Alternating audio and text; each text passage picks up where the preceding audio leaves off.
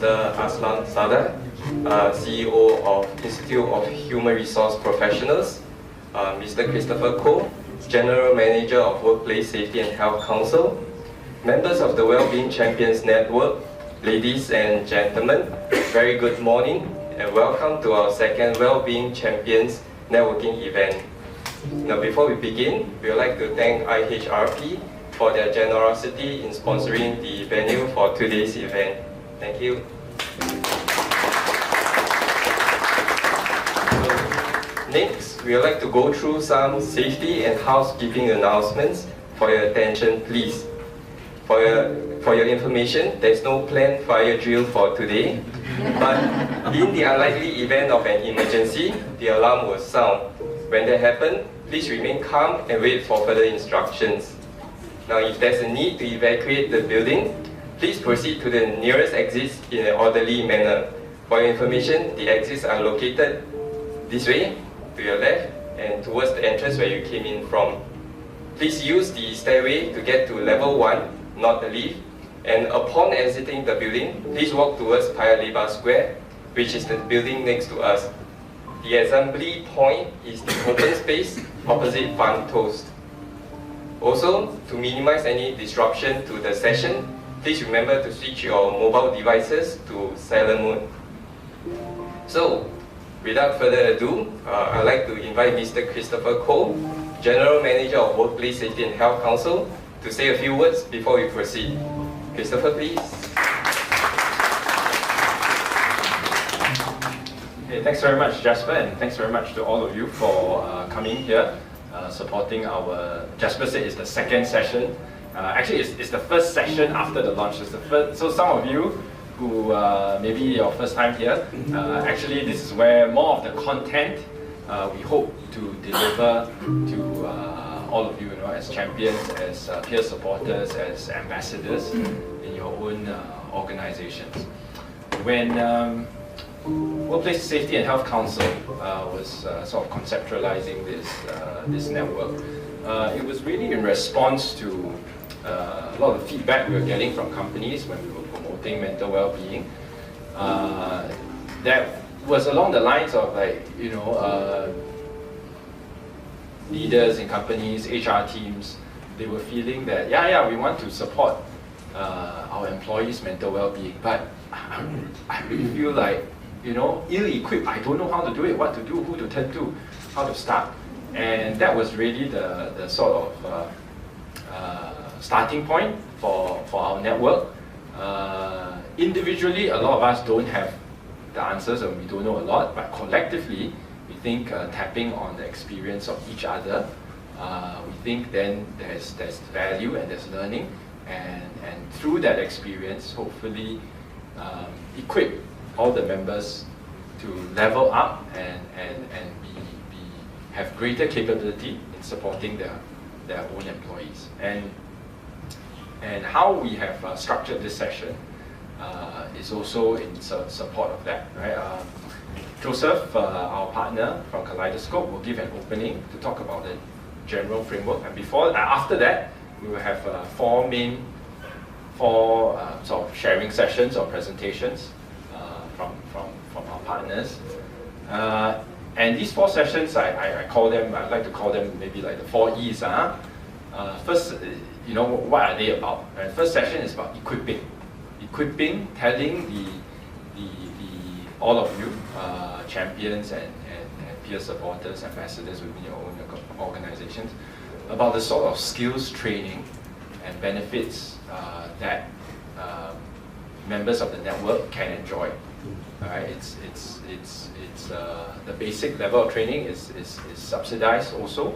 So if some of you already maybe have a lot of expertise in this area, but for those who are not, then don't worry. There's some basic level of equipping and leveling up that will provide through the network. Right? First E is about equipping. Second session after the break is about empowering. Right? Then it's about a different sort of skills, not about supporting, not exactly about about mental well-being, but it's in empowering skills that allow the members to make a bigger impact within your organizations. And we all know sometimes getting our intention, our interest across an organization is not so easy. And then what are some good practices, tips to be able to convince top management to be able to support our agenda, right? So that's the second item, empowering. The third item, we're very lucky to have SWIA here to share their best practices, so it's practices worth emulating, right? And what they have done within their own organization in terms of supporting their employees' mental well-being. So sharing of best practice, that's something we think is a key feature of the network. Very thankful for SWI here to share. The last item, actually we're sharing some programs and maybe some innovation projects, experimental projects. So the last E is experimenting. I'd like to think about it that way. Potentially new ways, innovative ways in which we can support mental well-being in organizations. So hopefully that's some good learning for all of us, right? So that's with these three E's, equipping, empowering, emulating, and experimenting. We hope that's just the first start of our journey as members, as champions within our organizations, to be able to better support our own employees in their mental well-being. Okay, so that's and this is just the start. Second sort of session, we will be developing together with Kaleidoscope a calendar of events, programs, workshops that will hopefully sustain interest and capability building of the network, and then we will also start to ramp up getting more members, so more people who are possibly in the same position as you are, or possibly could be wanting to learn from you, or even those from organizations which are already more experienced, which we can all learn from, right? And through the power of the network, and that's why we have networking sessions, get to know each other, share where you're from, what difficulties you're facing. You'll be surprised. Probably you'll find many people in the same situation as you, and then there's always some sense of unity in shared difficulty, I think. And from that, I think people can emerge stronger, more capable, and better equipped. Okay, with that, thanks for being here. Thanks for wanting to learn and for contributing to the network. I'll just hand over to Joseph to start off the session.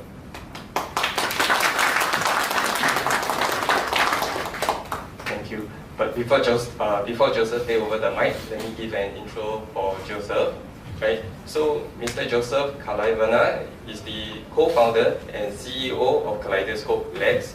He'll be sharing with us on how everyone in your organization can become a well-being champion. Joseph, please.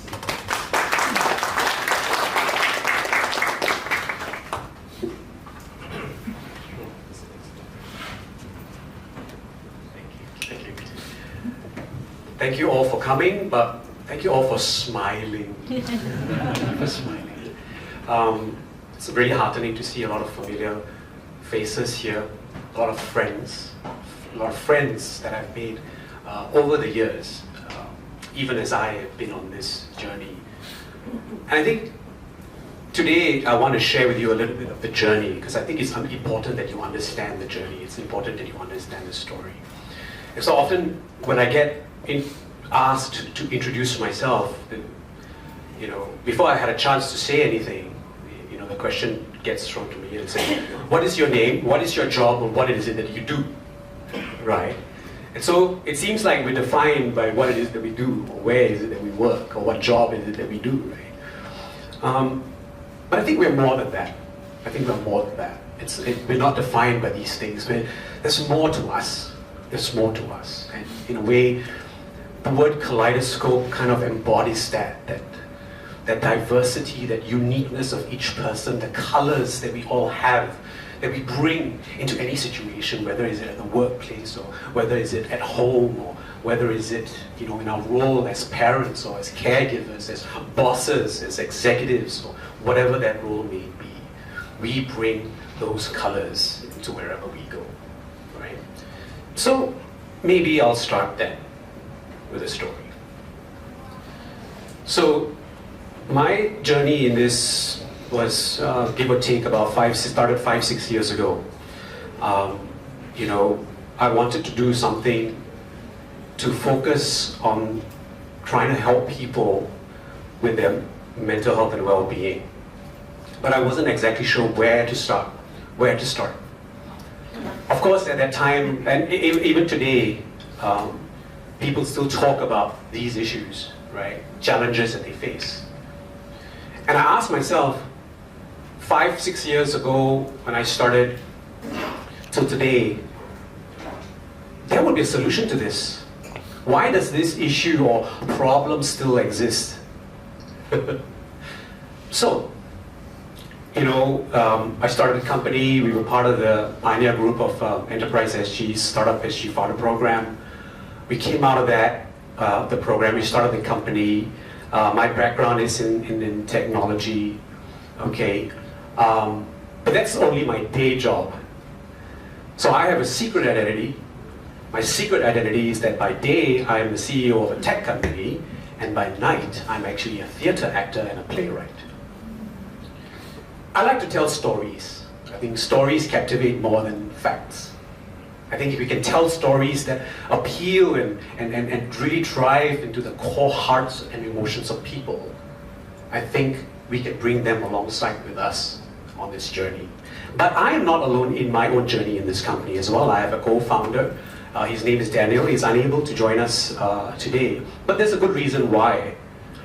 You know, he has parents that are suffering from dementia. And his dad is now, you know, received terminal diagnosis. So he has to care for him. He has to care for him. So this is the context in which we operate as a company. In acting, there is a word that we use when we go through rehearsals. This word is called commitment. Commitment. What does commitment mean? This doesn't matter whether your co-actor forgets their lines, whether you forget your lines, whether you lose your blockings when you are on stage. It does not matter. When you're on stage, you commit. You commit. So, welcome. You are committed as a champion. If you say that you're a champion, you're a peer supporter. Be committed to this role. But our hero's journey is not just by ourselves, you know. Along the path, we met different mentors and people that have advised me, and you know, I've learned a lot from, right? And it's not just important then that we talk, but we walk the talk. We walk the talk. And so then I also have been trained to be a peer supporter, to be a mentor. I love young people. I love working with young people. I'm a mentor to youth. That's what I do, and I still do that today, right? And you know, this slide shows you, you know, that all the things that I've learned from the mentors that have come alongside with me, to see some value in the work that I do, actually see some value in me. Now, I take on board those lessons and I can be a mentor and peer supporter to others. We walk that talk. But in any hero's journey, you will face ordeals and challenges. In the middle of trying to build a business and trying to do good for people and society and communities and workplaces and schools, I had to deal with a father-in-law who received terminal diagnosis. And support my wife, right, she's working, and thrust into a caregiving role. And she's, how do I do this? How do I manage all of the expectations of my work, right? All of these deadlines that I have to meet. How do I meet all of these things while being a caregiver to my dad? And she tried to connect and find communities of support that she could learn from, What practical things can she anchor her support on? And then how does she get support herself? And we struggled. I can tell you, we struggled. Okay. And finally, you know, we got connected to communities, people who've gone through a similar path. We resolved a lot of things within ourselves. We resolved a lot of things within our relationships, with our family, with my father-in-law, and then finally we were able to say goodbye. Same thing with Daniel, you know, as I said, he's a caregiver to his parents, right? And, you know, back then in the height of his career, he had to give up everything up. And you tell a 30-year-old guy who had bright-eyed, bushy-tailed 30-year-old man, all of his dreams, you will have to pause it. And that's what he did. Because he felt that filial piety. And he's still with us, we are still together, and we are still working through some of these caregiver burdens. But this is going to be the reality for more and more Singaporeans, right? We know this. So the hero's journey, finally, how does it all come together, the road back for us? All the things that we have learned, all the things that we have experienced, come together in launching this, you know, in November we had the launch event, right? How it all comes together, and people coming to me and they're saying and participating in these events, and they're saying that they're committed. They want to do something. They want to be empowered. They want to be equipped, right? And so we start. So to all the people that I've been talking to, you know, literally hundreds, I think, easily I would say minimum of 500 people that I've done ground sensing with, whether they be in the social sector, whether it's in the community, whether it's in corporate, whether it's in parents, whether it's in young people, young working adults. I've spoken to so many people. I've talked to professionals, specialists, counselors, therapists, coaches. And all of that information is basically distilled down to three main areas. One, the Wellbeing Champions Network experience first will have fulfillment of well-being, which is a holistic model, which is encompassed by these three words: feeling well, functioning terms, feeling well, functioning well, and connecting well. Okay? So that's the first key lesson learned. It has to be holistic and integrated. So feeling well is about well-being for the senses, including physical movement, managing your emotions, feeling that sense of identity. Functioning well is really being able to operate where you are, whether you're in a workplace, whether you're at home, whether you're in school. And then, most importantly, connecting well. Connecting well. We have to connect well with others because we're relational people, right? And so, it's an integrated platform for well-being champions and peer supporters, right? It's a marketplace, community of communities. We onboard different communities and networks based on the different learning and development needs for everyone in the organization. And then we talk about well-being skills, right? Some of the font is right here, but yeah, well-being skills. So depending on who the audience is, you know, if they are older working adults, right, we can talk about topics to do with resilience, about regulating your emotions. You can talk about self-care. You can talk about mindfulness. You can talk about burnout. You can talk about toxicity in the workplace. Or you could talk about needs for young working adults. So, you know, in school, you know, now schools, I think, are doing a little bit of a better job to support young minds, young people. But then, you know, the moment they graduate and they cross over into workplace, suddenly they're this whole new world, and they feel, I feel unsupported because I don't have all of those necessary support systems in the workplace. And so what are some of the struggles that young working adults deal with, right? Career development and growth, transition support, coming from school to work, helping them deal with this transition, all of the expectations and these burdens that's now on them. Peer pressure, we all face that. Caregiving working adults, the dilemma that caregivers face, right? You have real responsibilities to care for your loved ones, but you have real responsibilities at work. How do you balance these two? competing? How do you have that end-of-life conversation with your loved ones? All of these topics, right? And so the experience then on the platform, through conversations, through communities, through peers, through events, through challenges, all these things, right? These are all part of the whole experience that users will go through, champions and peer supports will go through, and ultimately be outcome-oriented. Right, so this is how it looks like. It is a desktop application, but it is mobile formatted. We are working on a mobile application, right? So yeah, it's all your holistic well-being dimensions all there, and this is how it looks like. Okay, so this is coming later this year, and we want to focus on being a little bit more journey-based, right? Journey-based, right? So we are developing these dashboards, and it's not just an individual's journey, but the communities in which you journey with.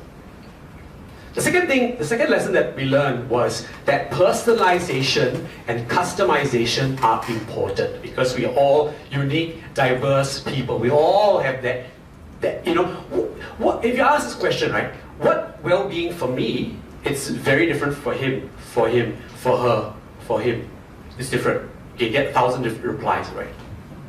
And so I think that level of personalization and customization is important.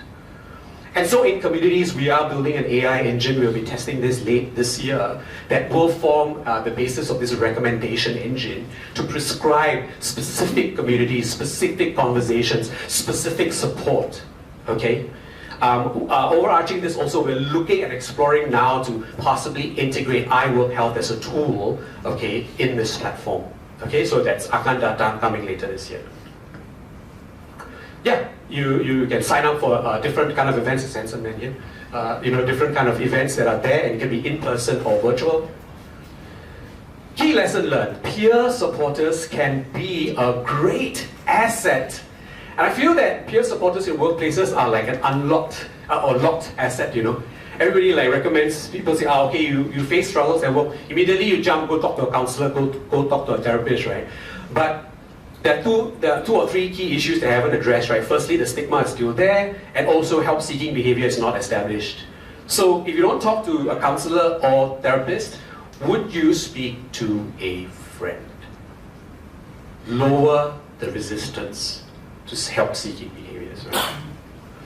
And I think this is the recent 2022 Quality of Life survey found that people who prioritize material possessions and the finer things in life were the most unhappy, despite being better off financially. Interestingly, the findings also showed that those who help and empathize with others generally found more enjoyment in life and felt a greater sense of accomplishment and purpose. So what we have done is we have built a module called Giving, right? So Giving, basically it's modeled on time banking, right? And you can offer gifts of kindness in listening, mentoring, and doing. Okay, listening, mentoring, and doing. Key lesson learned: hey, why not we make this fun? We're going to do this, why not we make it enjoyable, right? And so, pulling from my background experience in storytelling, story writing, writing plays, acting, I said, hey, how can we build a framework, a gamified framework for progression that's based on a hero's journey?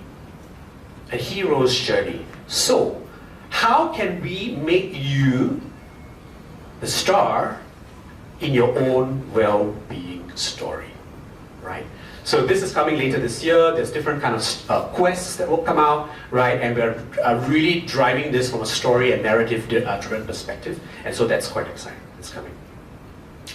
Key lesson learned: make it inclusive, right? And so on this journey, you're not alone. You'll also have your specialists and professional supporters, and this is an inclusive system of support where you have a combination of these professionals coming to you, and it will also recommend based on what your interests are as the algorithm learns, and your participation and engagement on the platform. So, guess what? It's free. It's free for champions and peer supporters. However, if you do want to explore an organization-wide rollout, contact me, call me, okay? So we want to announce a couple of things today. Excited to launch the Wellbeing Changemakers program. We'll be talking a lot about that in the in the second and third first and second fireside chats. Okay, we're also giving a $400 sponsorship, redeemable for every organization. Okay, so this is the Change Makers program in a snapshot, right? Foundational skills development, right? So we'll basically your mental health literacy, okay, understanding psychological first aid and self-care and those kinds of topics, right?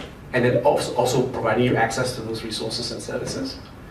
And then we also want to empower the champion, right? So this is not just going to be enough, right? How do we help champions execute on their role? You know, develop a framework, a plan, a strategy, and how do you make a business case? How do you come up with this vision, right? That you can table and put in front of your CEO for buy-in, right? And so that they can commit to resources or budget or whatever. But also peer supporters, because champions are not going to be able to do this by themselves. You know, they're going to need the help of people on the ground who are going to operationalize this, right? And so peer supporters play that supportive leadership and advocacy on the ground, and we want to equip them as well.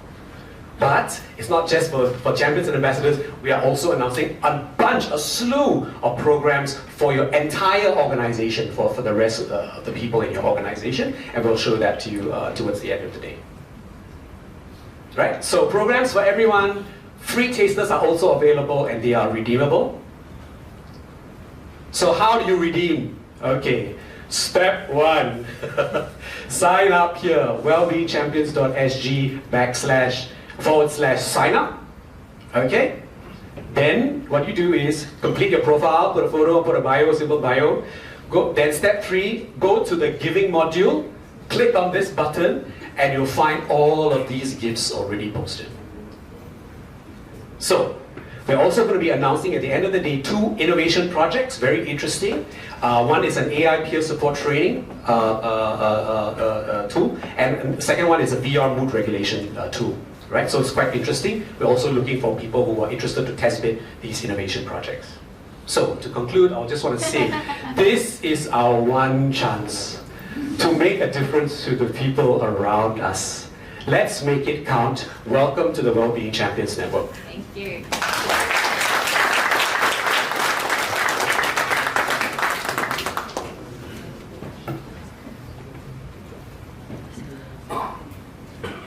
Thank you, Joseph, very much for the insightful sharing. Now, for those of you who did not manage to take a picture of the URL earlier, don't worry, we will send you the deck of slides after today's event. Right. So, now, moving on to our next segment, we'll be having a panel discussion. The panelists will talk on the topic, what are the essential competencies and skills for navigating mental health in organizations? So we'd like to invite our panelists. Firstly, we have Ms. Priscilla Shin, founder and principal therapist and clinical supervisor from Range Counselling Services. Next, we also have Mr. Alex Yeo, acting executive director from Caring for Life. And we also have Mr. Christopher Koh from the Workplace Safety and Health Council. He will be moderating the panel discussion today. Maybe have the speakers, please.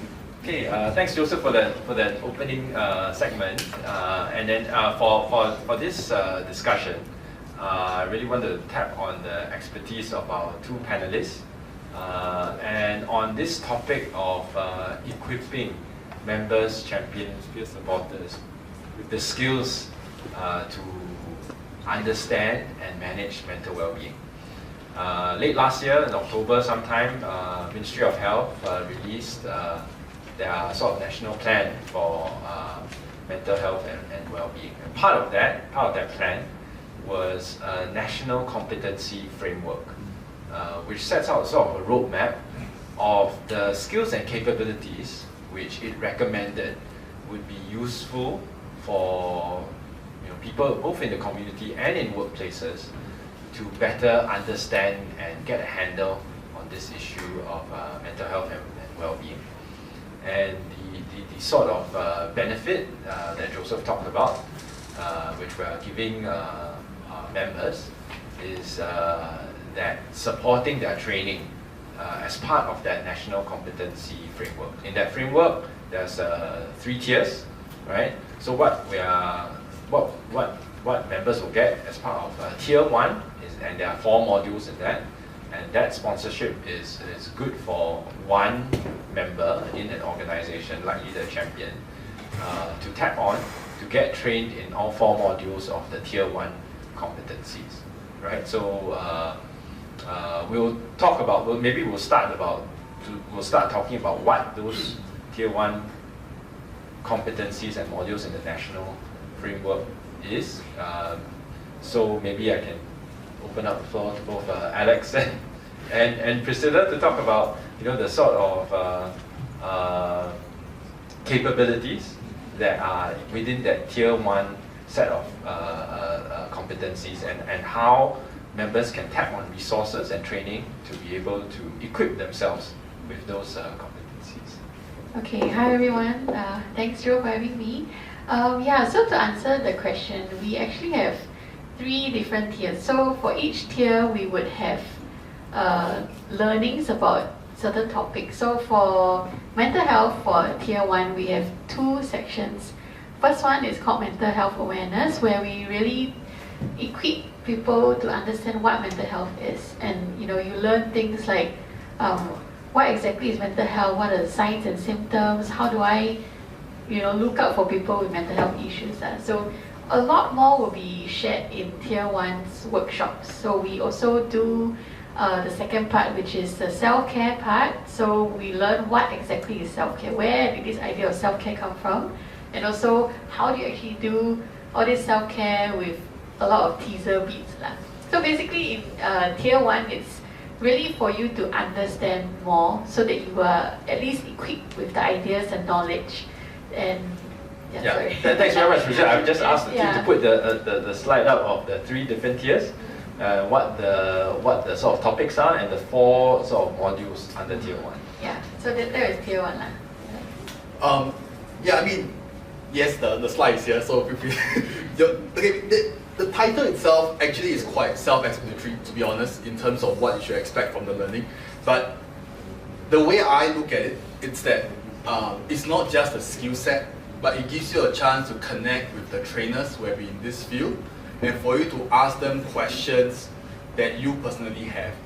Because if you go to courses like this, and I'm going to be very blunt about this, generally when you learn the frameworks, and if you have attended several mental health programs like this, the methodology will be similar in some sense, right? Because it's, first of all, they're transferable, and secondly, most of the time, they're evidence-based approaches. But even with you knowing your framework, I like really what, I can't remember who was it who shared it, I might be Joseph, where every situation is different. I think that's the key, right? Whereby when you learn the framework, it gives you a chance to meet professionals, whoever is running the workshop, to ask your question and how those framework is put into your practice. Even for us in Caring for Life, we do quite a few suicide prevention workshops and other types of support as well.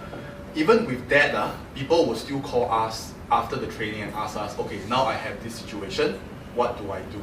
And that's a fact, right? You might have attended tens and tons of mental health programs, but if, let's say, first of all, if your heart is not there, that's problem. And secondly, it's how you also customize it and tailor it for your own needs. So that's how I look at this framework, and also a chance for you to connect as well with people who are in the field. Yeah. Thanks very much. Maybe I can talk a little bit more about the first module on mental health awareness.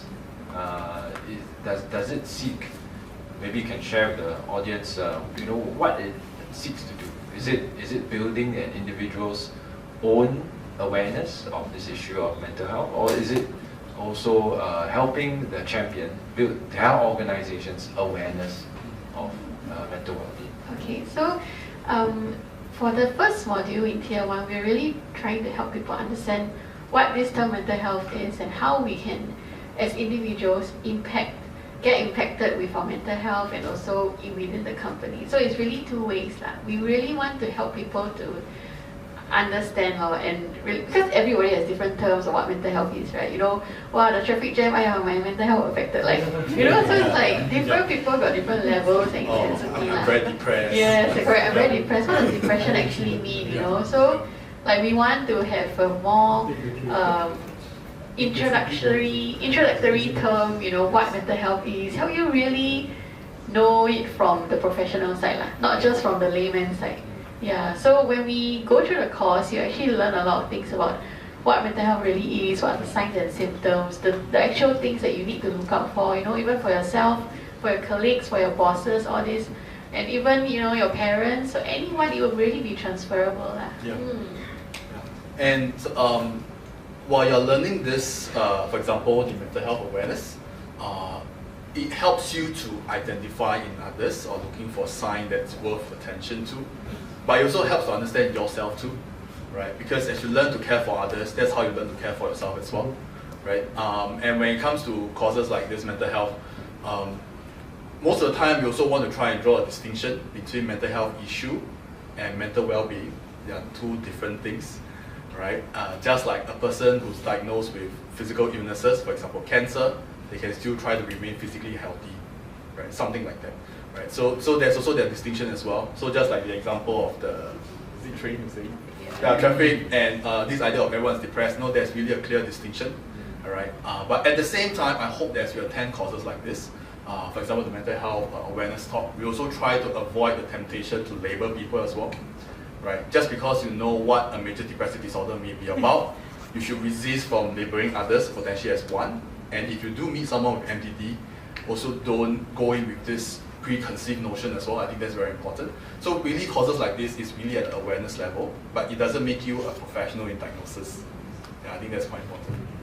Yeah, thanks for sharing the examples, because I think for at least my understanding of mental health and well-being, it's a continuum. It's not like whether you have a disease, whether I have a flu or not, right? So and because of that, people get sometimes in this situation where they use the terms quite loosely. Yeah. I'm traffic jam, I'm depressed, and this kind of thing. So I think that would, from what you say, it sounds like those type of modules will help in creating some common understanding, common language, and what the terms, definitions professionals use.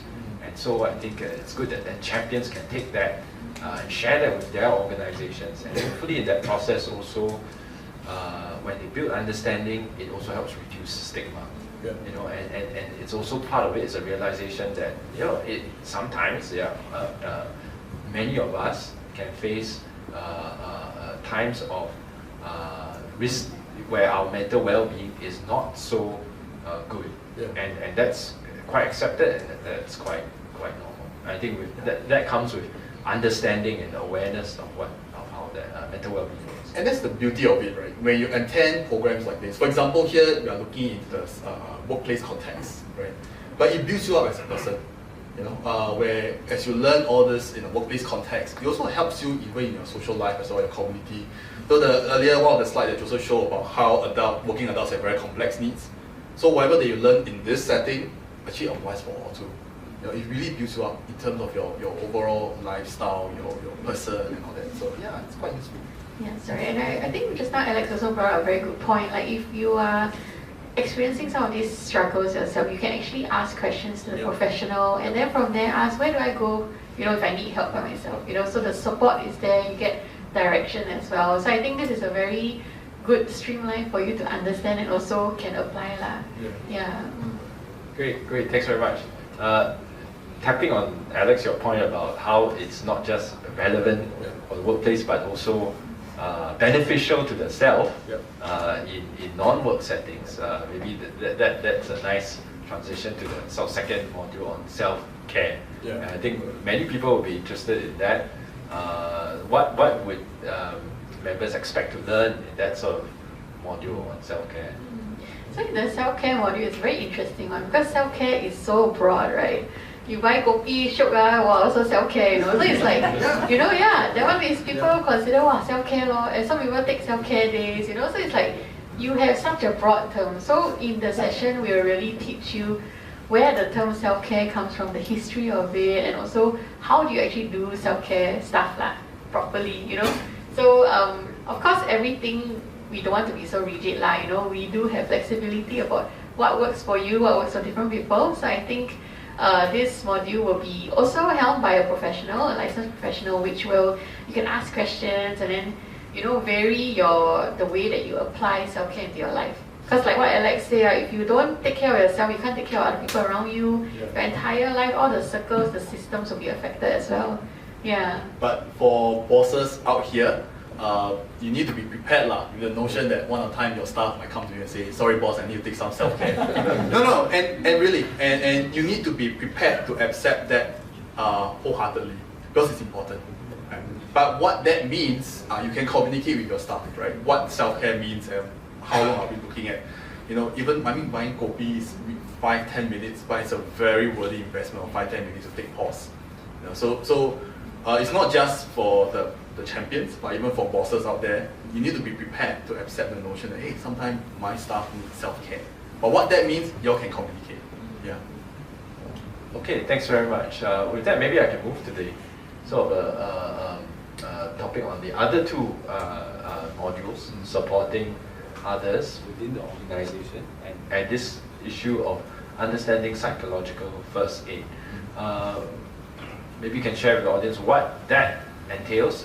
What does it equip them to do? What does it equip them what does it not equip them to do? To what extent are they prepared, and what level of knowledge do those modules at the tier 1 level provide?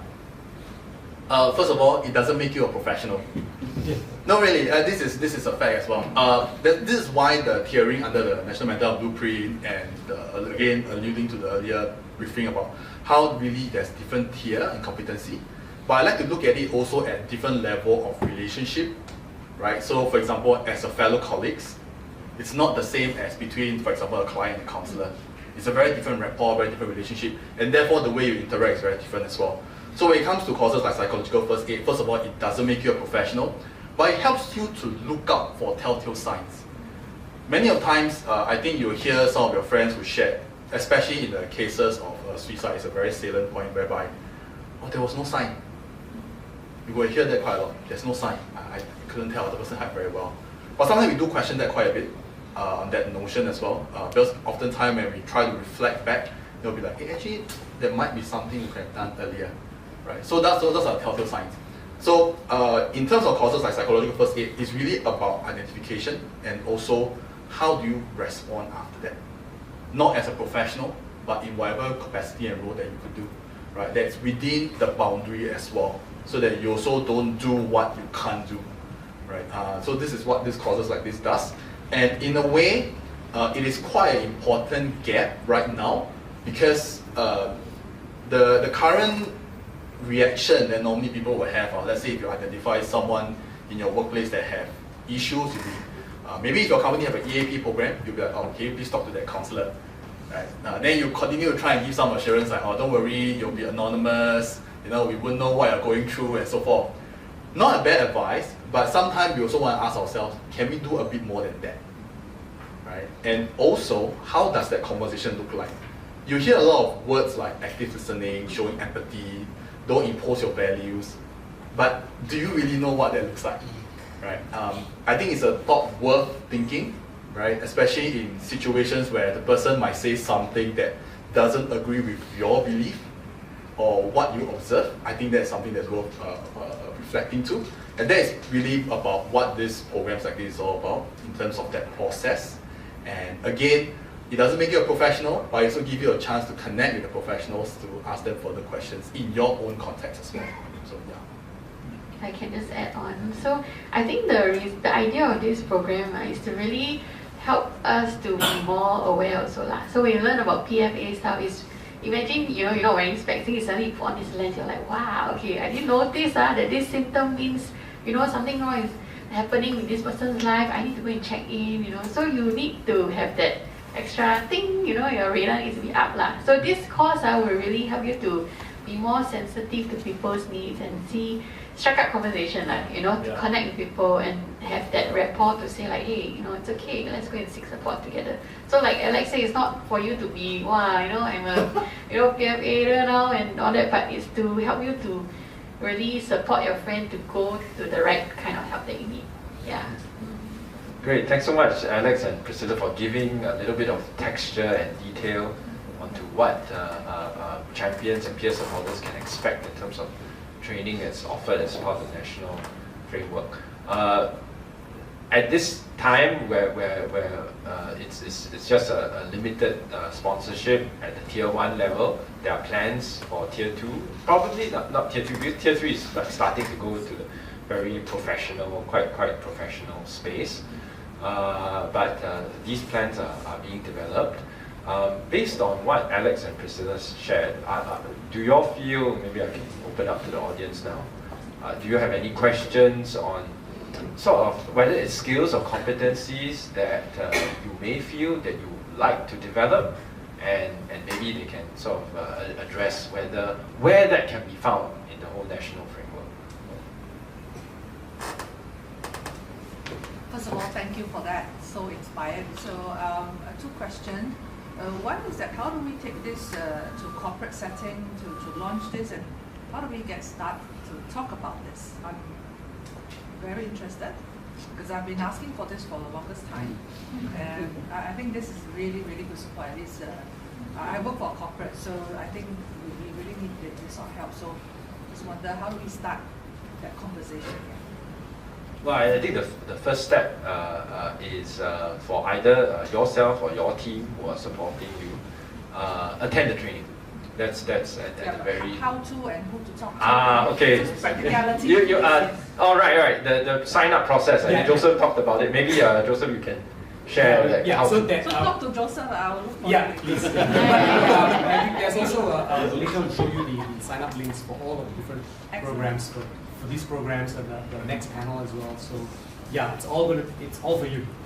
So maybe just one idea, maybe at some point we can look at the recognition, badges and whatnot, yes. Because we need to really take this out, right, at national level. Absolutely. So, well Yeah, done, thanks for that. Thanks for the yes, that is the intention. Yes. I mean, it's feedback and ideas like this that help us refine and enhance the support for the champions. Well, I think Joseph, you did talk a bit about the sign-up process. First step is register as a member of the online network platform. As a start, right? You claim the benefit there, and then that link should lead to the subsidized one. And I think then beyond, of course, the champion, your peer support ambassador team, there will be expanding it, scaling it up to many other employees in your organization to extend that level of mental well-being literacy, the common language throughout your organization. I think that should be what we hope will happen in many of the member organizations. So even maybe a response to the badging thing. Right? So I think that's a great point here.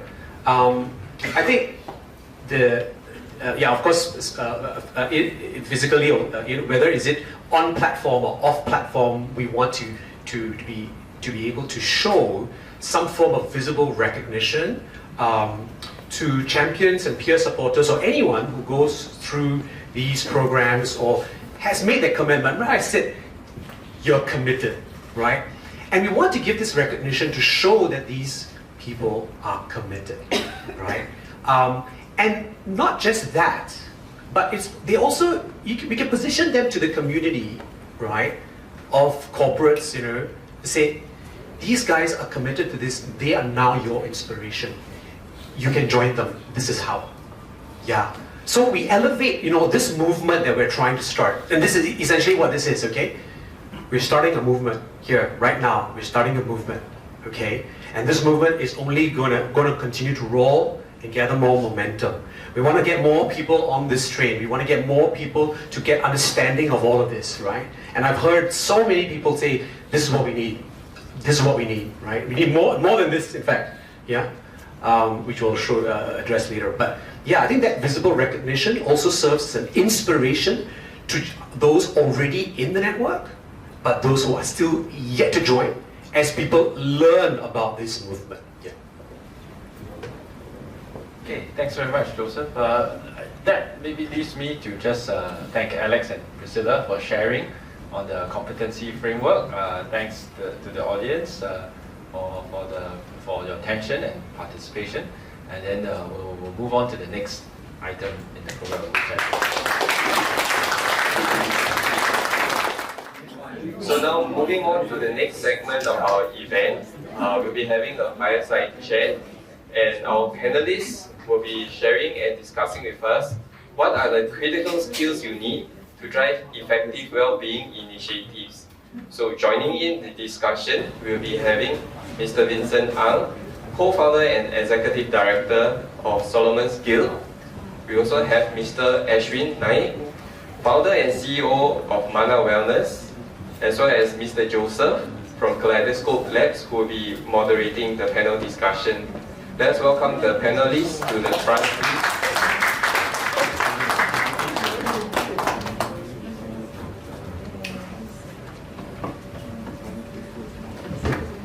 Thank you, Jasper. Thank you. You know, I started this morning, right? Hey, where's Portia? Is she still here? Portia, she was asking me how I was feeling this morning, right? So I said, yeah, I'm feeling good. Very tired. Obviously, in preparing and planning for this event.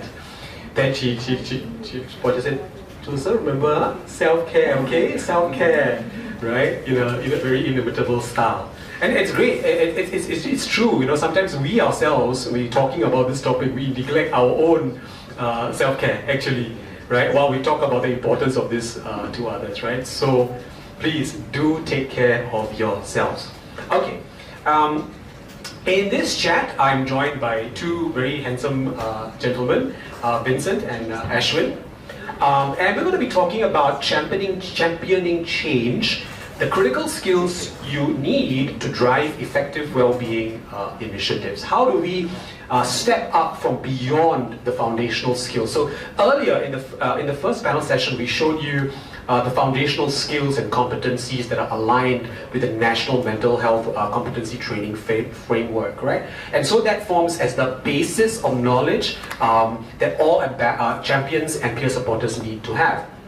But that's not going to be enough for champions and peer supporters to execute on their roles, right? So, for example, how do you lead those well-being initiatives? Okay, how do you build a business case to your leadership to secure more resources, budget, and buy-in, right?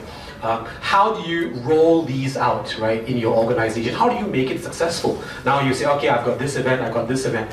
Now, interestingly, the past couple of weeks, I've had a number of people come up to me and say, this is great, we need a framework in order to execute all of this because it's all very fragmented, right? Okay, maybe in January we'll have a mental health talk, February we'll have a yoga session, March we'll have, a walk around the park. Now all of these things are good, but how are they all aligned with your overall plan, right, for the year and for the years ahead? So that's what some of these topics that we want to cover in this talk.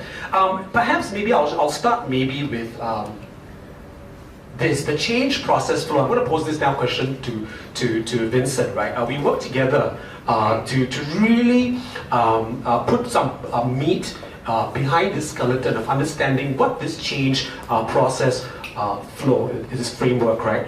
Now, I would like to ask you, Vincent, how do you think this process flow can help drive, really help the stakeholders, okay, drive these initiatives and execute their role in the organization and sustain whatever projects and initiatives that they run in their company? Okay, when we were working on this, what was really apparent was this. We have, during the skills stage, right, we actually learn skills. But how do we take these skills and how do we put it into a structured process in order to actually help the champions craft well-being programs, and how do we get the buy-ins? So when we did this flow, there are 4 different areas, the change sponsors, the change agent, the change advocate, and the change target. So if you are in management, you will notice that this is actually a change process that is actually quite widely recognized. But what we actually found out was actually the change sponsor is the most critical person, because the change sponsor the change sponsor actually would have the authority and the power to say yes to those changes. They'll be able to support those changes, fund the changes, and also allow the team to be formed. And they are also responsible for driving the organization changes, right?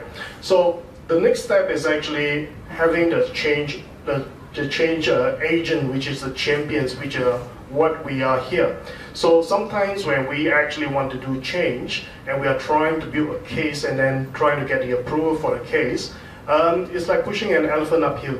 Okay, so sometimes the elephant is pretty hard to push, and if the elephant decides to sit down, guess where you are, right?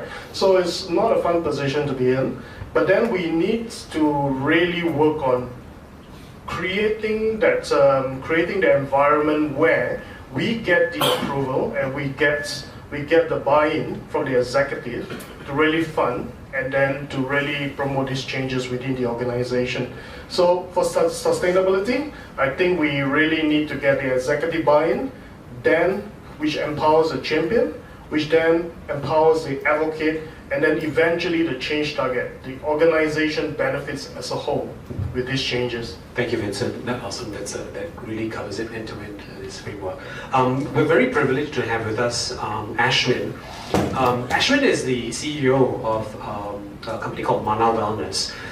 They have been on this journey, and I had an awesome conversation with him the last time when he was in Singapore. Ashwin's from India. And in Mana Wellness, they have actually been running a Wellbeing Champions program for the past 3 years. I think you mentioned 3 years. Help us with the audience here today, share some of these experiences and key learnings and thoughts and ideas and where you are, how you started and where you are and where you see the future to be. Sure, thank you, Joe. So I don't know how many of you read a recent article, a research based by a British scientist, which clearly says well-being initiatives in companies do not work. And it is a shock, right? However, they mention one thing which works out of all the things that don't work. Number one thing is volunteering, which is exactly what you're doing here. Making people responsible for their own well-being and the well-being of others is something that works. So there is a little bit of hope. Yeah. Now our journey started working with Wellbeing Champions, started about 3 years ago. And interestingly, we started with one of the most difficult sectors in the world, which is shipping. This was during COVID. People were on ships for months together. And everybody knew that people were stressed and having mental health challenges, but nobody was calling the helpline. Here was a company which has a helpline, and I know many of you are from companies, nobody calls your helpline, right? So how do you now build buy-in for the support that you're already providing? So we started building these well-being champions within the organization, within the shipping sector. And today I'm proud to say we have 1,100 well-being champions across 6 countries. And really it has helped change the conversation around well-being. And I think the learnings for us has been some of which you have already touched upon. Number one, if it comes from HR, it will not work. Oops. Which brings me to the second point, how do you make it come from the CEO? Which is what Vincent just spoke about. How do you make sure that this is... So if I have to leave you with one thing, today when you go back, go to the office, go to the CEO and say, I went to this Wellbeing Champions network, have a conversation. If the eyes light up, you're on the right path. If they don't give you the meeting, sorry. Right? So number one is CEO buy. Number two is co-creating. Don't make it a benefit that you're giving to somebody. Co-create. Bring people in and say, let's talk about this. Can we make a, what do you think? Like what you're doing here. Go and have this conversation, co-creating. I think the third thing that we learned, again we touched upon, is how do you celebrate? Our rule when we work with the client is every single well-being champion, when they finish the training, the CEO has to send them a message saying thank you for being a well-being champion. If it doesn't get to that level, it's not going to scale, right? They get a personalized message, they get a certificate, and things like that. I think the final piece is communication. We don't have the language to talk about. I think the previous panel spoke about it, right? We see it in different ways. I think giving the language to the right people on how to communicate what this will end up doing. Again, like I said, it cannot be a benefit that we are providing as good corporate citizen. It's something that will benefit the business as well. So how do you translate that into business terms is something I think will be important. Thank you for sharing that. It's really, really insightful. Vincent, so obviously, through this program, actually, well, let me show that here. Right. So this is what we're rolling out, right, for the change makers, for champions, and this is for the champions program, empowerment program, and then also the peer supporters equipping program. And these programs have been designed to accommodate their respective roles, right? For champions, of course, the roles that they play, obviously, is leading these well-being initiatives in their organization. They have a strategic focus, and they ultimately have ownership and responsibility. And then for the peer supporters, it's really playing that supportive role, because champions can't do this job by themselves, right? They play on-the-ground engagement and advocacy. And how did he execute and manage those programs? Could you talk us a little bit about the thought processes and key ideas behind this, and what the champions, very in an overview perspective, right? What they will learn to be effective, and how peer supporters, what they will learn to be effective. Okay, we go back to the change process flow. Okay, so if we are looking at what Ashwin has said, is the executive support. You don't get it, okay? If his eyes glaze over, you don't have that support, to be effective. So for the champions and the advocates, which are the peer supporters, right?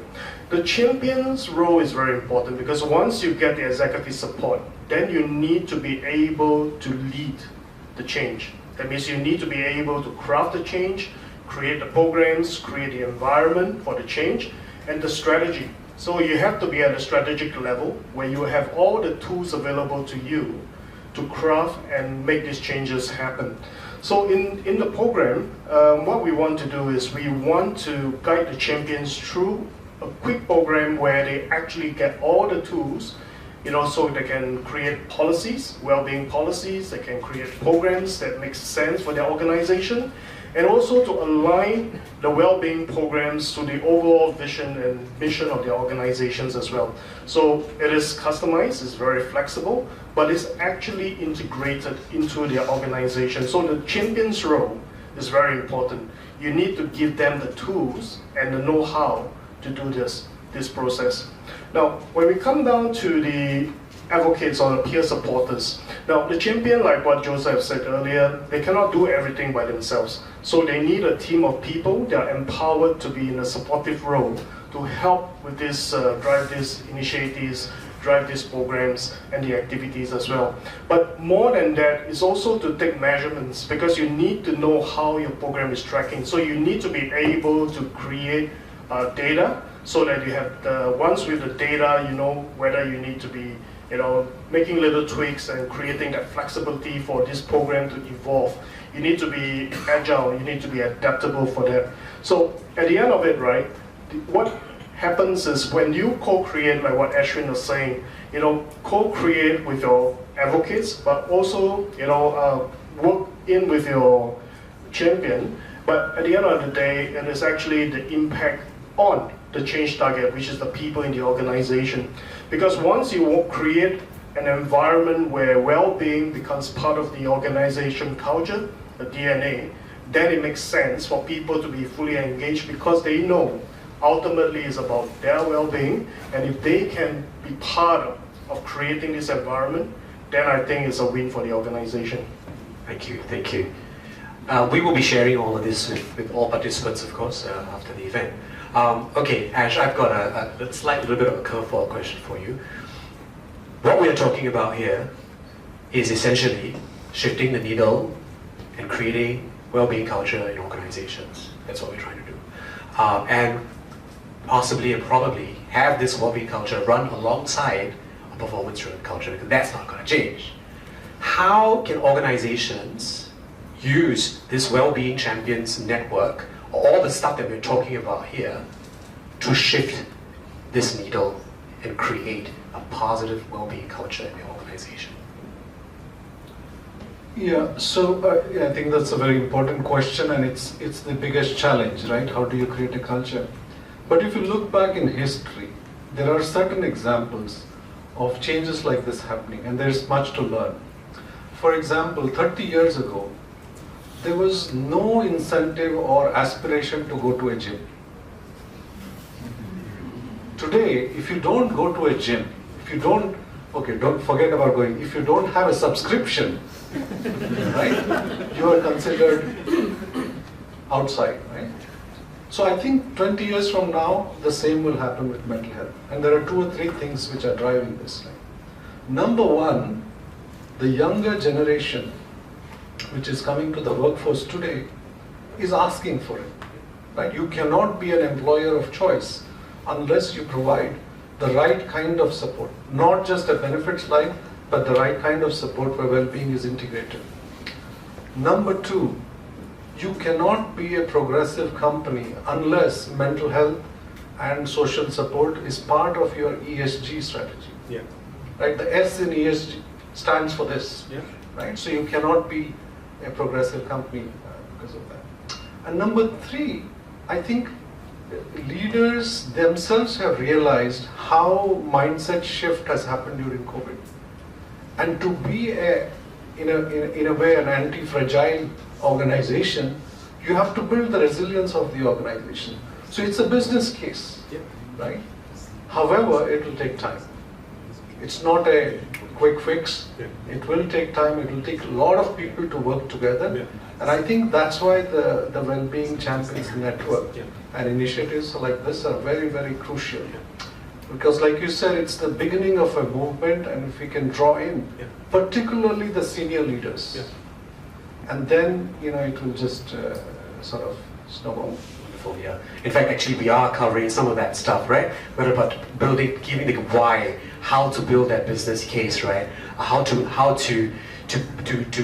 that thing, that proposal, or whatever that is you do to your C-suite to achieve that buy-in. And in that business plan, in the proposal, you need to have a vision. It's not just January, mindfulness, February, all of that is important, but how is it all coming together, right? And so the champions and the peer supporters themselves are trained. We want to have programs for everyone in the organization. We want to mobilize, unlock this asset called peers or supporters in the organization. Hey, guess what, guys? You can actually help each other. You figure that one out? Yeah, okay, right? So, bringing them all together in this holistic, integrated framework. To Vincent, maybe I can ask this question, right? As they go through this journey, as the champions and peer supporters go through this journey, obviously they may face resistance to some these things that they do, whether it's from the C-suite or even from employees. Maybe not resistance from employees, but maybe not achieving the level of buy-in or participation. How can these champions and peer supporters effectively overcome these resistance and achieve greater buy-in with employees? I think the key is, firstly, is communication. You need to be able to communicate very clearly why you're doing this, right? So everything starts with why, because if you don't have a why, then the how and the what doesn't really matter. So why you're doing this and why you're actually creating the environment for change. Now the resistance will come. The resistance is people are resilient to change unless they know that there's a direct benefit or something that really helps them along the way. Then they're open to change, right? So I think as champions, what we want to do is we want to be able to get a buy-in from our leaders so that they can, actually, support the initiatives. They are the ones that are going to approve the funding. They're going to approve even the shift in organization culture. So we want them to buy in, right? But how do we do that? So I think the key is actually to really articulate why we're doing this and the benefits to the organization. Because organizations, when they're too focused on the bottom line, that means they are very focused on chasing the dollars, right, the profit, then they don't really care about other initiatives. But if you can show that having well-being initiatives will improve the morale, will improve the performance, and overall, okay, you can actually increase, okay, the organization's effectiveness.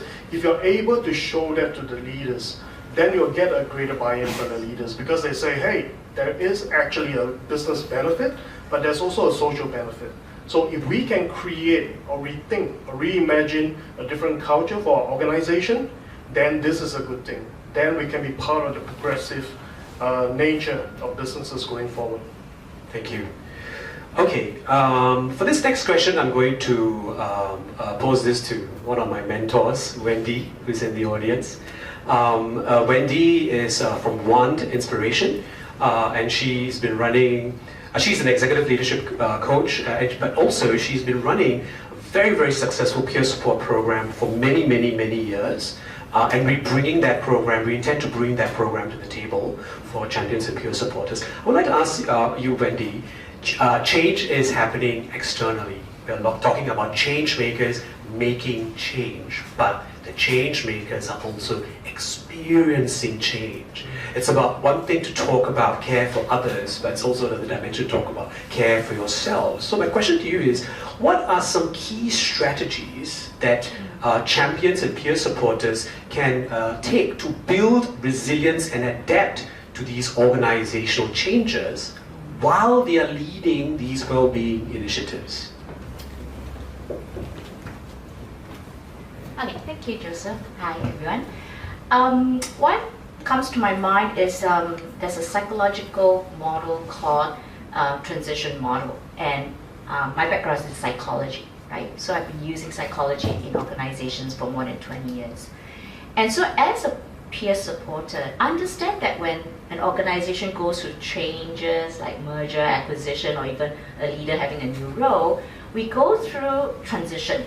And a change can happen very quickly. It's announced today, tomorrow you're going to implement it, right? But transition takes time. And psychologically, we need time. We need time to go through like the denial, oh no, it's not happening, the shock, oh, it's happening. And recognizing that emotions will come like anxiety and frustration before you can even go and be enthusiastic and embrace the change. So in psychology, we call what is needed transition space, which means, in small teams in the organization, and that's where peer support leaders can come in, is to have regular check-ins with one another and say, where are you on this model, on this transition curve, and what support do you need? And so being able to name the emotions, right, and then know that it's okay to feel anxious, frustrated, sad even, right? That, hey, I'm no longer with the same gang that I used to work with, right? Where do I eat now, And then be able to go through it together. Also in terms of emotions, and then I'll ask that the champions and the peer support leaders also learn like the PALMA Plus model, another psychological model where positive emotions, the P part, right? So what would spark joy, gratitude, awe in you, and be active to say, I also need joy, and I could go and buy myself flowers, and just, okay, I feel that spark of joy. And then finally, I think what's important is meaning, right? That you find meaning in your role at work, because this role of a champion may not give you extra bonus or money or the corner office, okay? But you can say, hey, this is meaningful because the way I can help my colleagues and possibly create a community, and then my colleagues could learn all these and they could bring it home to their families and they could be helping their children. And so you suddenly see the ripple effect of your effort. That may not bring you extra money, but it's going to give you meaning. So these are some tips off the top of my head, know how to take care of your own transition, seek support from others, which is what we're doing here, and then find meaning. Yeah. Thanks, Joseph. Thank you. Wonderful. Well, you touched on so many awesome points in there. Okay. Actually, what I also wanted to say, regarding peer support, setting up formal peer support programs and structure. It's something that we are going to be focusing on in the Wellbeing Champions Network, anchoring it with this program that I just mentioned. I was part of the initial batch that went through the validation of the Young NTUC Peer Support at Work program. So I was like batch number 1, I was guinea pig, right? And it's great, right? It helps and empowers and equips peer supporters to look out in the workplace for signs of distress and how you can support one another. But it's not all-encompassing. So I think what we want to do with this peer support program, if you're interested to deploy peer support program in your organizations, talk to us. Talk to us. We will help you. Okay? We'll help you equip your peer supporters and also help you set up these peer support networks. And it starts first with themselves, yourself first, and then you can help support others. Okay? Just to bring this now then to a landing, right? Let me ask both of you then. Okay, start with Vince, right? What are some emerging trends or challenges in this field of workplace well-being that champions and peer supporters should be aware of? Yeah, I think when you look at what is changing in the workplace, the young people are actually demanding well-being as part of the social in the ESG. I think we should also understand that there's a shift of organizations from being focused on just the performance and profits, and a shift to people. So I think this is a trend that we can see more and more of as organizations start to embrace ESG and start to really realize that in order for it to function well, they need to take all different aspects, okay, of the ESG into consideration, the governance, the environment, and also the social aspect. So I think with this growing trend and the focus on ESG and then basically on well-being, I think that's what will happen is organizations will start to understand, but if they don't transform, they'll be left behind.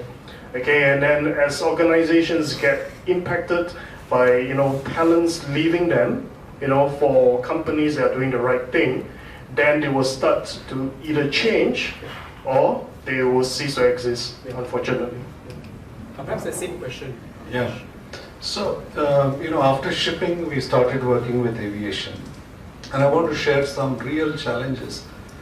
Aviation, as you know, is a slightly more senior folks, particularly pilots. And they did not accept anything from the well-being champions. They said, we know everything. So I think the big challenge that I see is not external. The challenge is within the organization. There will be certain pockets which will resist change so hard, it will make it frustrating for the well-being champions. And I think there we have to be very agile. For example, with the pilots, we realized we are never going to break their mindset. So we converted the entire program and said, this program is for your children. Are your children struggling? There's nobody in the room who will say no. Right? So you say, okay, let's start from there. How do you have a conversation with your child? Right? If we put it in the context of where they are, rather than saying, this is my program, here it is. I think that's one big challenge that I see. And I think the support that a network will provide when you hit this resistance will be very, very important. Wonderful, thank you for that. There's so many anchors that we can find that entry point. It could be for children or for parents. I was talking to someone who said for women, empowering women in leadership. So many anchors that we can discover and explore together, and that opens up and they're all interconnected. Right? There's so many drivers and layers to our well-being. Does anyone have any questions that they would like to ask to the panelists, or any questions? Yes? I think the information is really very useful and really good tips for us. My question is this, you have the champions, you have the supporters, and these are very important groups, but I was wondering whether there's any attention paid to the ROs, reporting officers and the managers, because they directly impact the people, and many times, sometimes the mental issues could come from the way they manage. the people, etc. So I think they need help also, and the skill set they also need to build in order to work alongside with the champion and the peer supporters. Great question. Quick answer to that is yes, we are looking to provide something for everyone. So you've got the Champions Empowerment Program, we've got the Peer Supporters Equipping Program, but we'll announce later a suite of programs for everyone in the organization. It's not going to cover every base, as you can imagine, because there's so many things that we talk about, but at least more than 15 programs we're announcing today, and more will be added to this for specific niche audiences and for topics as well. So yes, we will be doing that.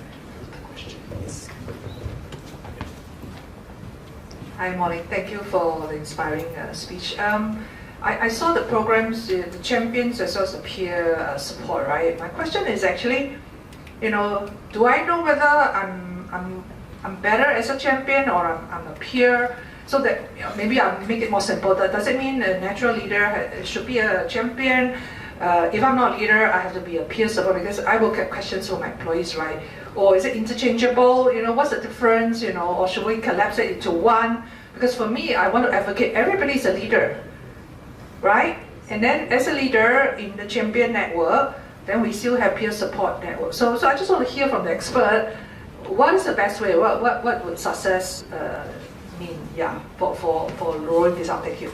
No, I have an interesting story about this, but the short answer is we don't know. Okay.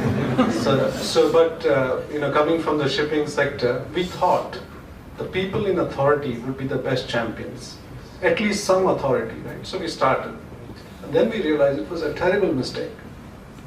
What you need is somebody who has good social capital. And who is the best person on a ship where you're sailing for 6 months at a time? The cook. Yes. The chef is the best champion because you see them 3 times a day and you can't mess with them. Right? So I think it's a learning within your organization. You might end up finding managers as champions of well-being. You might even find there are young, energetic, enthusiastic young people who have come into the organization who will run this. Again, going back to history, how did the conversation around DEI change in organization? It didn't come from top, right? Younger people pulled that up. So I think we'll have to learn from these and then also see what is relevant for your own organization. Thank you, Ash. Thank you, Vincent. Thank you, Ash, for being a part of this panel and sharing all your insights. Thank you for your questions. I hope you enjoyed this session as well. Thank you.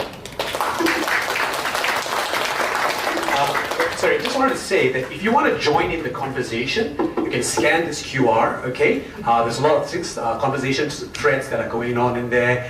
Jump in with questions, your ideas, insights. We'll continue to answer them and share them with you after the event as well. Yep.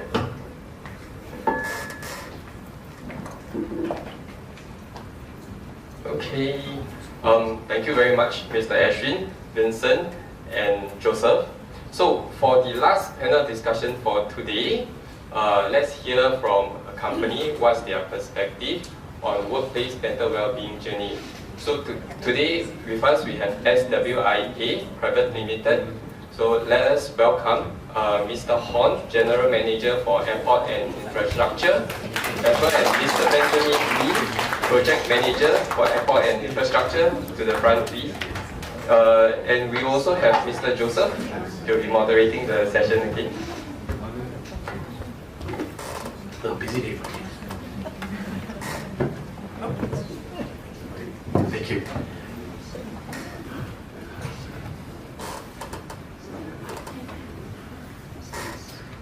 I've been looking forward to this session, honestly, because I've met these two gentlemen twice already, and also his colleague Alvin, who is here.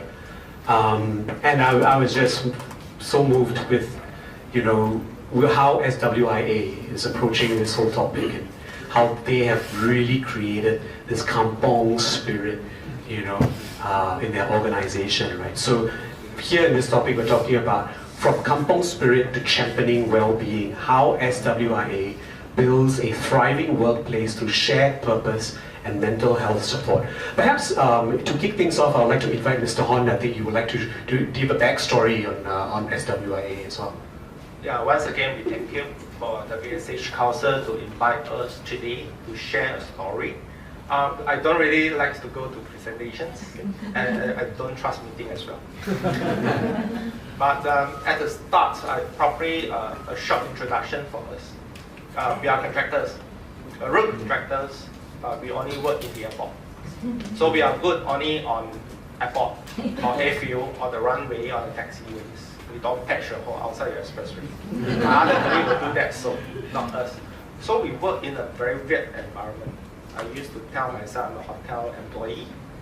We can't take a break at the year-end festivals. We got to patch a hole for you in the runway. And I can't have a runway having a hole fronting your flights to what? Japan, Osaka, Narita, all this, no. I need to make sure all these are patched. So my boy will work at very stressed environment, very packed, in front of all aircraft, 300, 400 passengers, you know, and do wave for us, sometimes if you see just out of your windows, you know. So that's basically what we're actually doing in our airfield, airport, air bases in Singapore. So where the WSH Council approaches us, or giving us a chance to share the story, we reveal what we have. You know, so we move on about the journey. Joseph talked about our journey. He only summarized the kampong spirit that many of us started many years ago. We want to have a community, want to do things, and a lot of company SME start with CSR. So we want kampong spirit. And thank you for aligning me, Ashwin, Warren Dearden. In our local lingo, it's called Gotong Loyong, which in Malay works. You will learn from a lot of speech from our ministry, our ministers talking about kampong spirit. We have kampong emirati, we have kampong this, kampong that. But the kampong spirit is not getting us going back in the old day, you know, live without televisions, you know, but it's actually a volunteerism to help the community. So, typical example, one family having a wedding banquet, whole kampong come. That's called kampong spirit. What we actually very looking forward, and we built many years ago. You know, so subsequently we have triggers. You know, how we come along this journey. Definitely, the biggest trigger over the past few years is COVID. You know, we don't do so many, and we hit by COVID. And definitely we have colleagues. I just shared an experience with Joseph during our last meeting. 17 HR out of 18 resigned exactly during the COVID. You know, most of them are working mom. Not only they got to take care about the family, the kids, home-based learnings, got to cook, you know, make sure you have sufficient stockpiles, not the toilet paper. And taking care of all the response from the authority, where's your workers, where you are, what you do, all this. And we always have a cut-off, if I can recall. Ben told me, 12 p.m. at night. That's the reason they left. You know, wow, we are heartbreaking. Colleague with us for so many years. Why they left? And we can't offer help. We are being locked down. Although my airport team still work 80 days, we are lucky we have the privilege to be out. Not say lock up, but we offer a hotel room for every worker, staff, you know, who stay in. But what can I help to retain my HR, you know? Wow, very painful. That's the trigger we have, you know. So, and one trigger is not enough. So during the last two panel discussion, I always want to ask this question. For example, Ashwin, or even Vincent talk about, how do I create triggers, you know? Yes, I have triggers, you know, so we want to be a mental well-being champion. We want to be an ambassador to have peer support, but we are SME.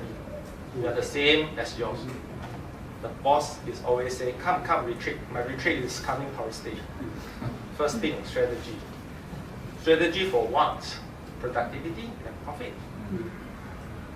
So we look through ourselves and how do we get the buy-in? I'm so privileged to have the buy-in from the C-suite, or the bosses or the owner, since it's a private limited. But how do I create triggers to make my boss believe whatever I invest in well-being will turn into $1 or something benefit like social?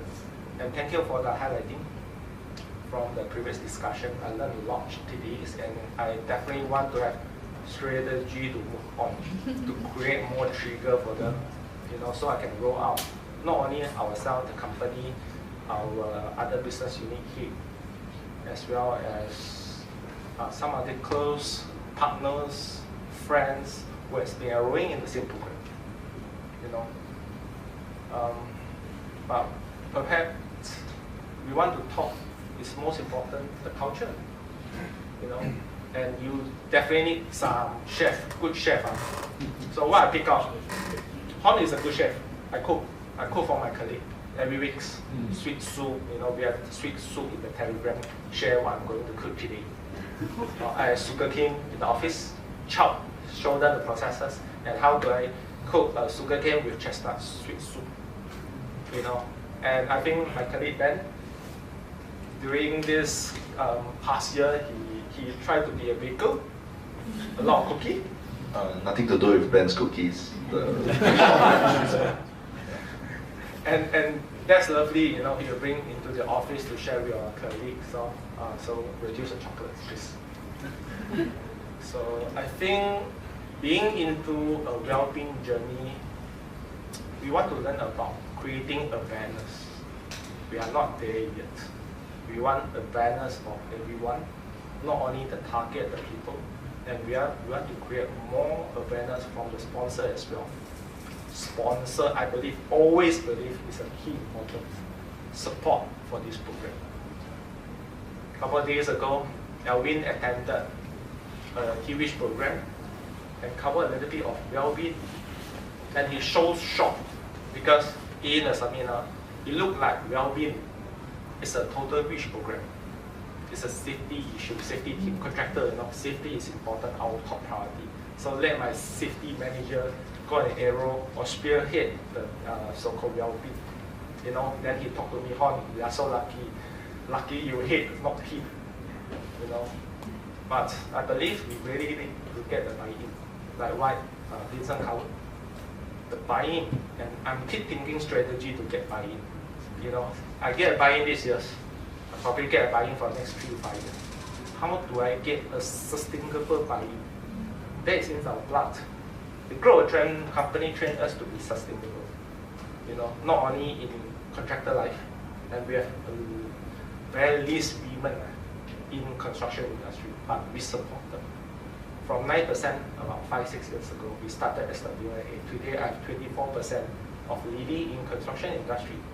Not because we purposely build, it's actually strategy to support. So we have colleague, working mom, like me, working dad, always trouble about home-based learning for my kids. Not one, but minimum 2. So 2 weekly, wow, home-based learning. So what do you do at home? I probably got to take care of my kids, but you're 14, you're 17, you should take care of yourself. So we started, we have like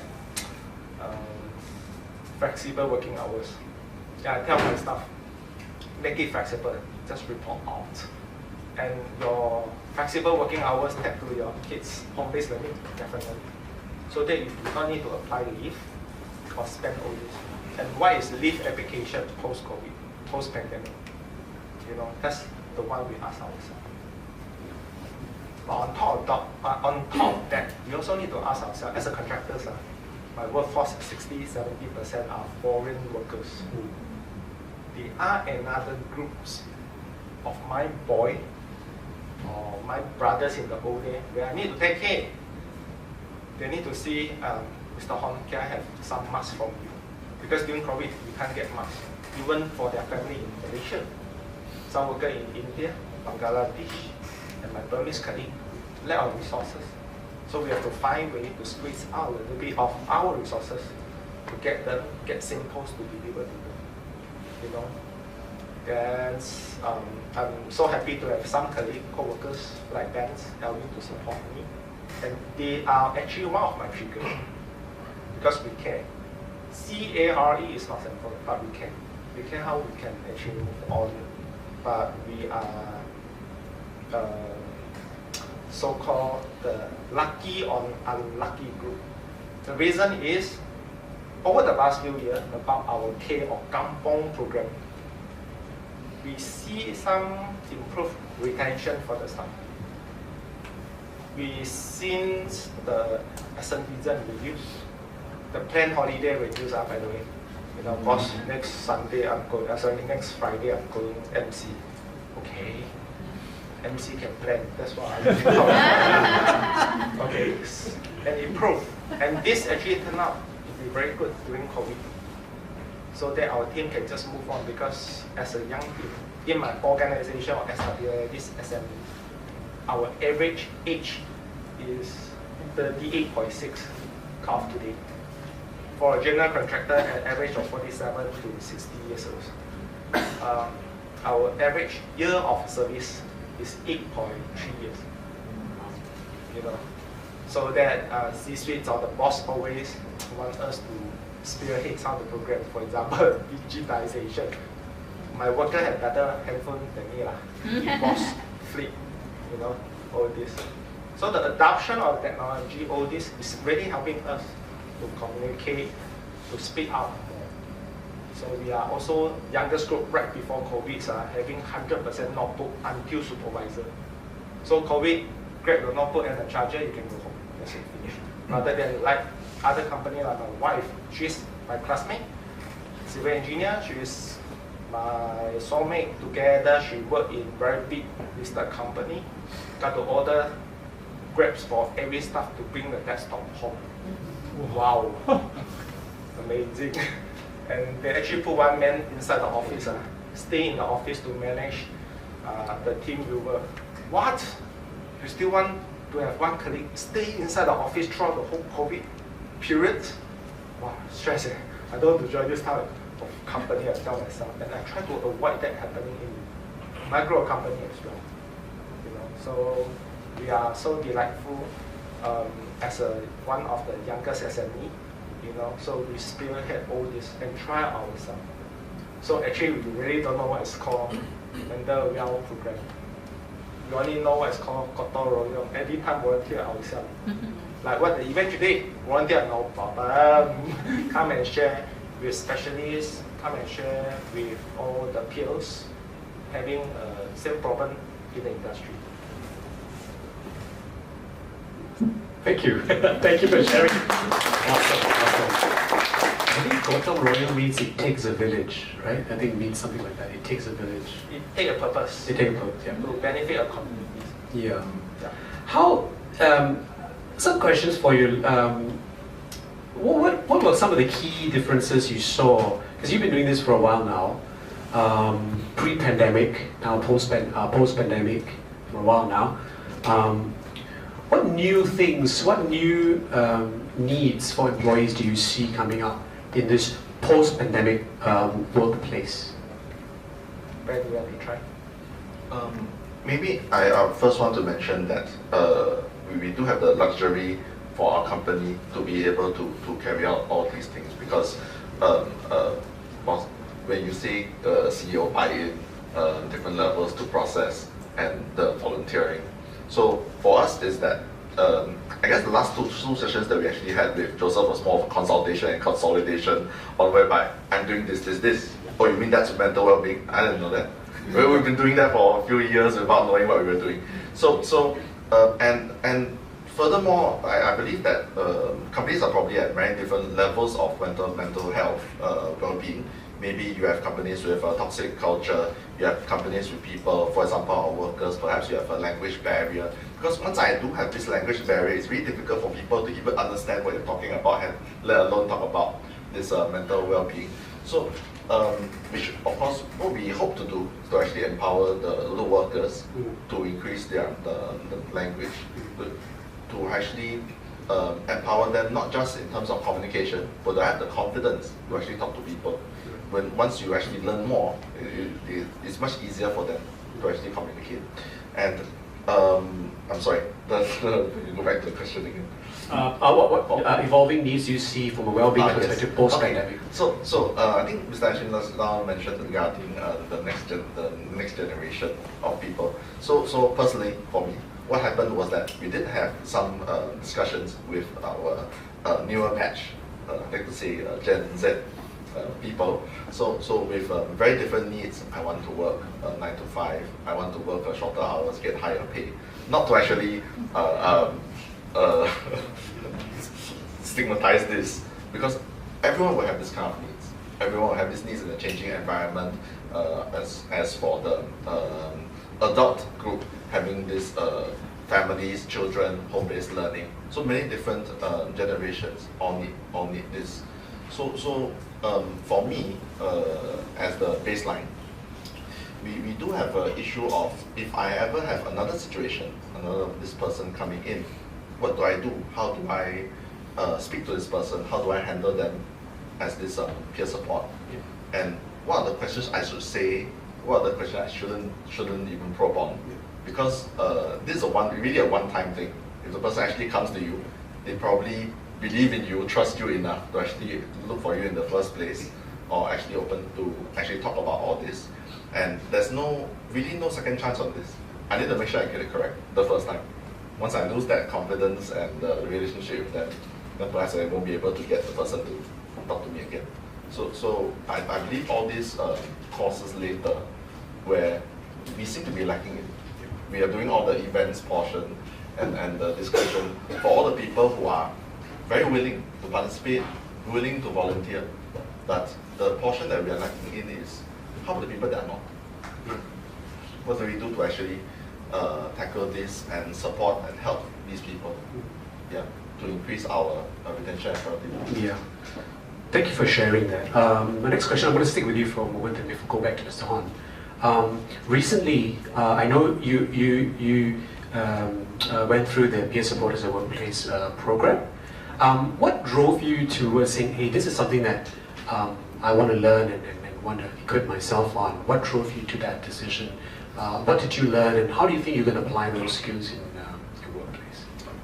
Apart from the first thought in my head saying arrow, but not exactly. so actually, honestly, what happened was that even before, we do have an annual assessment appraisal, and then I actually included that because of the incident I had with the colleague who actually came and spoke to me about these things that I'm like, hey, I'm actually not equipped for this. I'm a project manager. I graduated NTU in civil engineering. You have problems. Okay. I don't really have time to Google for all this, but at least I had a certain level of understanding to okay, we can take a backseat on this. We can come back again to discuss on that, which maybe people do not have. Yeah. So in that way, it was a trigger to like, I did have, and after that I did have an opportunity to do for this course, and I felt that apart from the introductions to the various symptoms, illnesses, telltale signs, PFA, what I loved about it was the role-playing part, where you're able to actually see situations and tackle them, which is actually much easier if you have the experience for it. I think one thing that we do not have is experience with these things, and if something were to happen, how should I tackle it? Yeah. So I believe that was quite an enlightening portion for me, because we had a few GE people coming in to role play as the really distressed person and didn't want to talk about it. For me, I was trying to, they mentioned the organization, you're supposed to role play one, I role play as a scamming organization. I thought it was difficult to scam people these days. So it was a really interesting discussion for that. But then it did let me understand that you will have people with different levels of distress. And how do you handle them? Or how do I train other people to handle them? Because I'm not alone in this. If this team and support only had the 3 of us, how are we going to support the few hundred people for our team? Thank you for sharing that. Just bringing this for landing. So we talked earlier about a culture of well-being in organizations, right? It's very clear from your sharing and all the things that you talked about, Mr. Han, that SWA places a lot of emphasis on well-being culture. Now, one of the things that come with that is a high level of trust. You need to have a high level of trust. What practical things is SWA done and doing to maintain that high level of trust, continue to have this open door policy, this open camaraderie, and this gotong royong kampong spirit? What do you guys do practically doing it? I think we are privileged to have really a buy-in from the C-suite, because I grew with the company for 20 years as a youngest, as project engineer, to what I reached a division today. The trust, there's a formula, we can Google it. Trust, there's a trust equation where I pick up, where your criticality, all this coming in.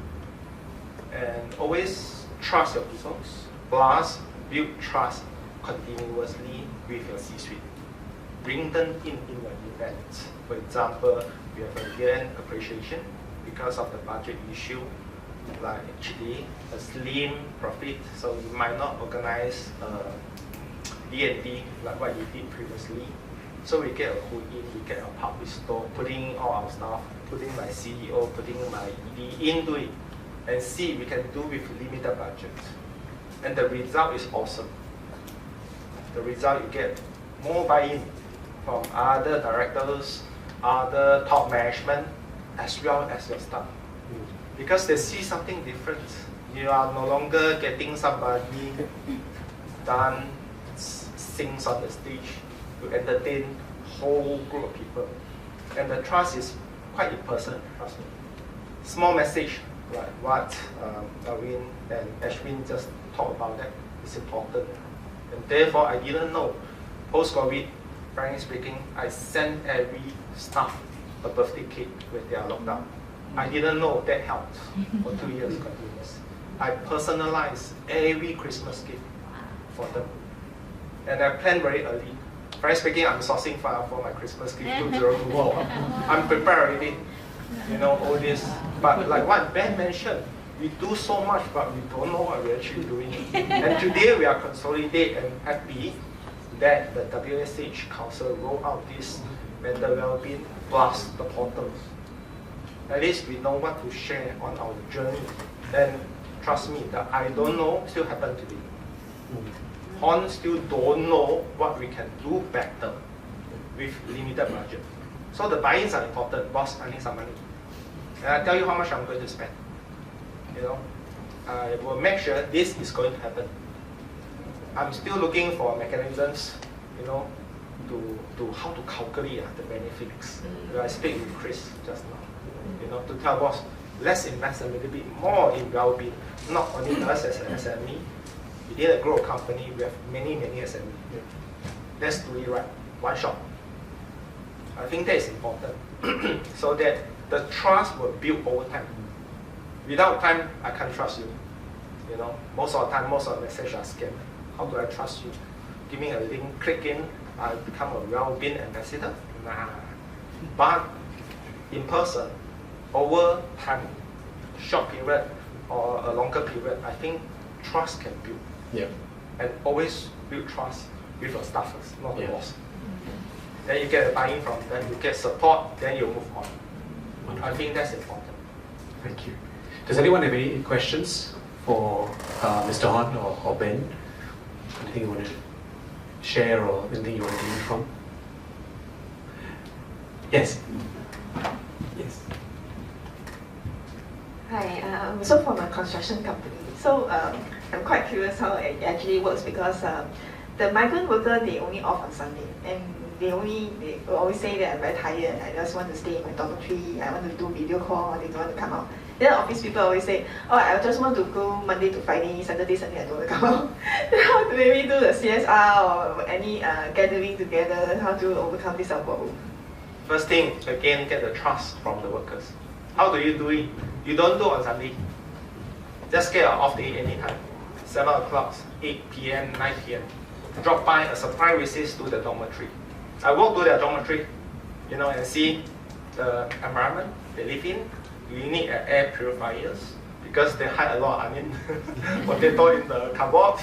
You know, how do you got to work like a big brothers, like a parent. So 10, 20 years ago, I talked to my colleague or my workers, you are my brothers when I was young. When I'm getting this age today, I thought, you are my son, I will take care of you, but take care of the father as well. You know, go and visit them. A short while, a surprise visit, you know, they will shoot out and, wow, boss is coming. It's not really. It's your father is coming. It's not boss. I come and care about you. So we build in care and you get the trust. So you don't need to get them to have an event to build all this, telling them well-being, I'm doing good for you on during their off day.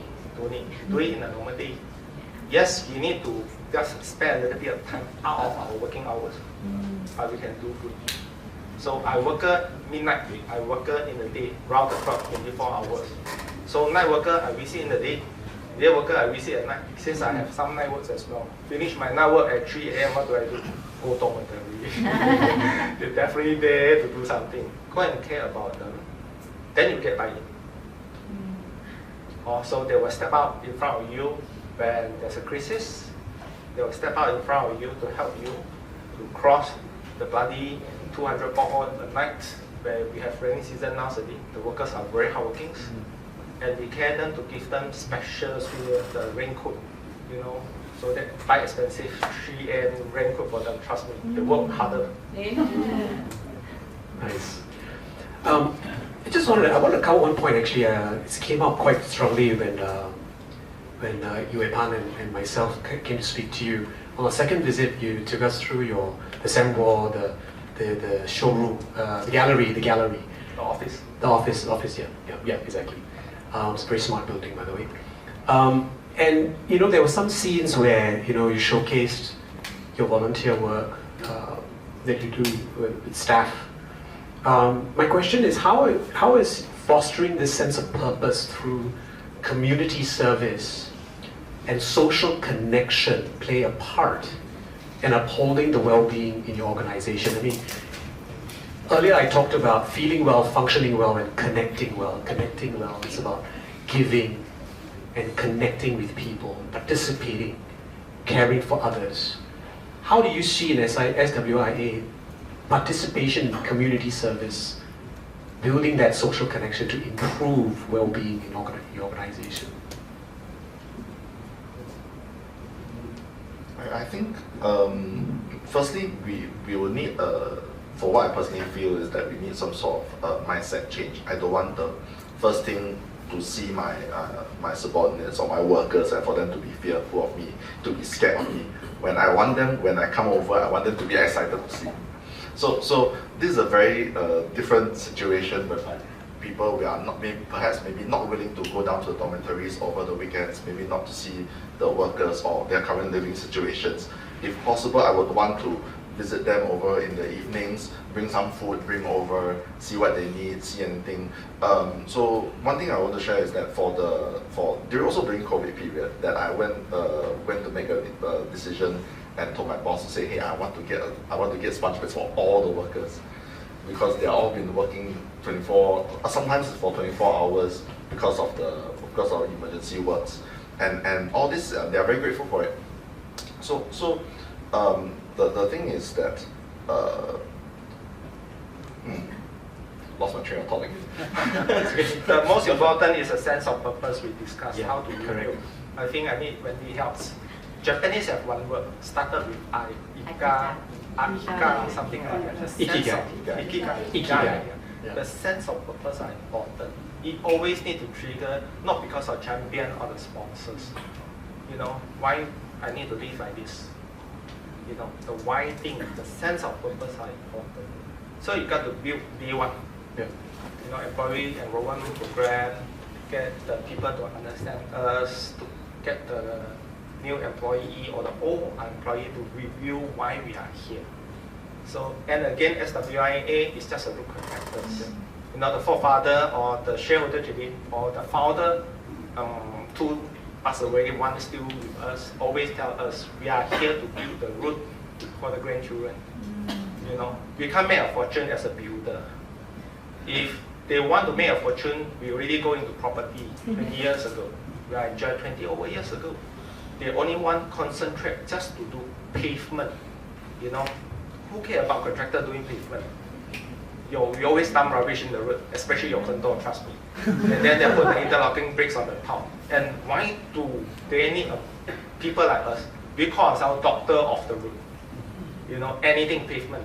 Road, expressway, flyover, tunnel, we do asphalt tunnel, MCO done by us as a subcontractors, as a contractors, or even for the airport pavement in Terminal 1, 2, 3, emergency, or 6-month program cut into 2 months to finish before T4 opening, because minister says so. And to compress the program. Yeah. So the sense of purpose need to be strategically built. Not easy.